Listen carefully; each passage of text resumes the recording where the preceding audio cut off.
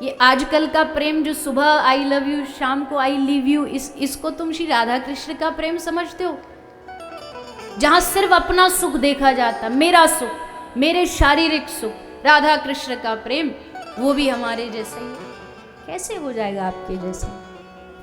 देह का जहां एक लेश मात्र भी देह के सुख की चाह ना हो।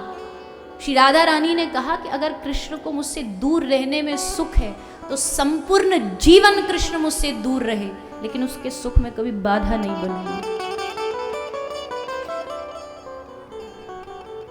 श्री कृष्ण के सर में दर्द है, नारद जी को श्री कृष्ण ने कहा मेरे भक्त के चरण की रज लेके आओ। नारद जी सारा दुनिया घुमाए, कोई दे दो चरण रज, कृष्ण के माथे पे लगानी है। सब कहते नहीं हम तो पाप लगेगा। अरे पाप पुण्य के डर से डरना चाहिए, पाप से ये हो जाएगा, पाप से वो हो जाएगा, नरक मिल जाएगा। और जब वही नारद गया ना ब्रज, और गोपी और राधा से पूछा कि कृष्ण के सर में दर्द है, थोड़ी रज मिलेगी?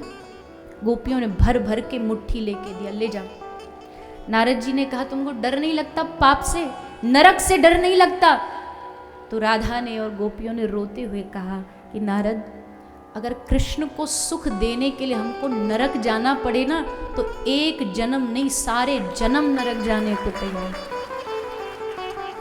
ये प्रेम है, ये प्रेम नहीं है जहां अपनी मानते जाओगे तो हा हा हा प्रेम है, और जैसे माननी बंद तो प्रेम खत्म। ये काहे का प्रेम है? और इसकी तुलना तुम राधा कृष्ण से करते हो। इसलिए ये हमें सिखाना पड़ेगा, ये हमें बताना पड़ेगा, ये आगे के भविष्य को मैं कोई अच्छी चीज देखने के खिलाफ नहीं। कोई आपको सिनेमा में वैसे तो आजकल अच्छी चीज कुछ बनती नहीं, पर कुछ अगर बनती तो अच्छी चीज, ये सारी चीज प्रस्तुत करके हम क्या दिखाना चाहते, मुझे पता नहीं, अभी मैंने सुना नहीं। पर हम वृंदावन में थे, एक भैया आए, उन्होंने बताया कि कोई एक नया कोई सिनेमा का गीत आया, उसमें कुछ ऐसा आया है कि कन्हैया ट्विटर पर आ जा, शब्द कुछ उसके ऐसे हैं। तो बोले हम विरोध करेंगे।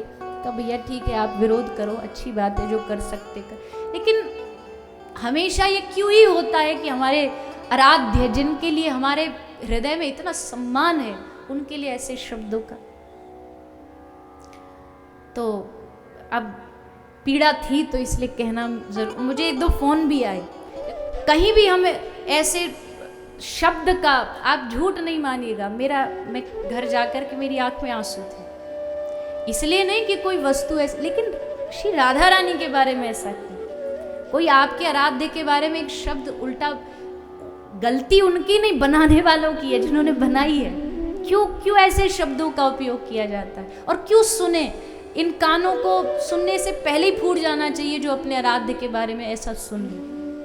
हम नहीं कर सकते, चलो हम विरोध नहीं कर सकते, मैं विरोध के पक्ष में भी नहीं हूँ, विरोध करने से मुझे नहीं लगता कोई लाभ, लेकिन आप वहां से दूर हो जाएंगे। आप अपने कान को बंद कर लीजिए, अपने गुरु की कोई अपशब्द, गुरु का अपमान, कोई भगवान का अपमान, धर्म का अपमान कभी नहीं सुनो। या तो हिम्मत हो, सामर्थ्य हो कि डट के उसका तर्क करो, और अगर नहीं कर सकते तो प्रणाम करके, हाथ जोड़ करके वहां से उठ जाएंगे। पर सुनना नहीं, इससे भी अपराध बनता है, इससे अपराध बनता है। राधा कौन है? राधा कृष्ण एक आत्मा दुई देहधारी। कई लोग कहते कन्हैया ने धोखा दे दिया राधा रानी को, शादी नहीं की, शादी कर ली रुक्मणी जी से। पहली बात तो ये बताइए, शादी के लिए दो लोग चाहिए कि नहीं चाहिए?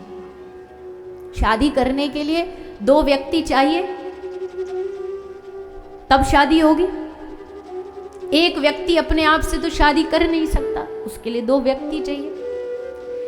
राधा कृष्ण का विवाह इसलिए नहीं हुआ क्योंकि वो दो थे ही नहीं, दो होंगे तब तो ब्याह होगा। एक आत्मा दुई देहधारी। श्री कृष्ण देख रहे हैं कि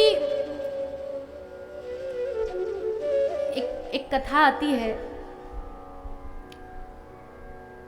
जब भगवान श्री कृष्ण द्वारिका में थे तो भगवान की 16,000 पत्नियों को लगा ये कृष्ण रात को राधा राधा राधा गा के रोते हैं, कौन है ये राधा?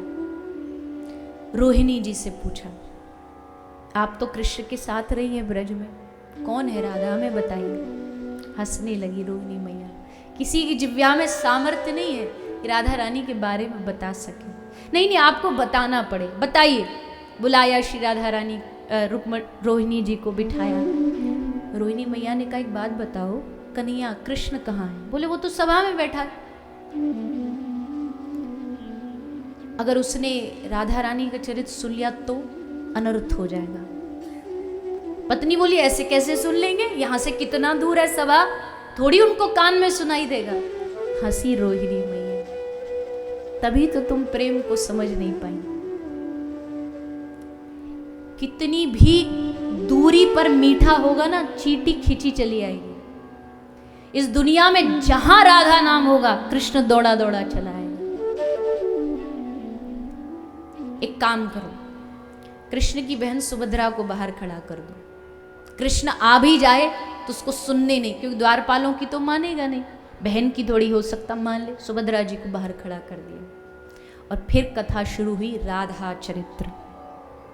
एक गांव था वृषभानुपुर बरसाने, उसमें एक लाली प्रगति नाम था राधा। और जैसे राधा रोहिणी मैया ने बोला ना, सुधर्मा सभा में बैठे हुए कृष्ण को करंट लगा, कुछ हुआ, शरीर में कुछ बिजली चमकी। दाऊ जी वहीं बैठे थे, बलराम दादा, क्या हुआ कन्हैया? कन्हैया ने कहा नहीं कुछ नहीं, कुछ नहीं। सभा चालू हो गई। इधर राधा चरित्र बढ़ा, आगे बढ़ता गया, आगे बढ़ता गया, और उधर श्री कृष्ण का अपने आप को संभालना छूटता गया, पसीने छूट गए। समझ गए कृष्ण अब यहां बैठना मेरे, भागे दौड़े, बीच सभा को छोड़ के भागे। बलराम जी भी पीछे पीछे भागे, कहाँ जा रहा है? दोनों भाई भागते भागते खींचे चले आए और सुभद्रा के साथ आके खड़े हुए। सुभद्रा पहले से खड़ी थी, तीनों कान लगा करके सुनने लगे। राधा चरित्र चल रहा था, तीनों कान लगा के सुन रहे थे।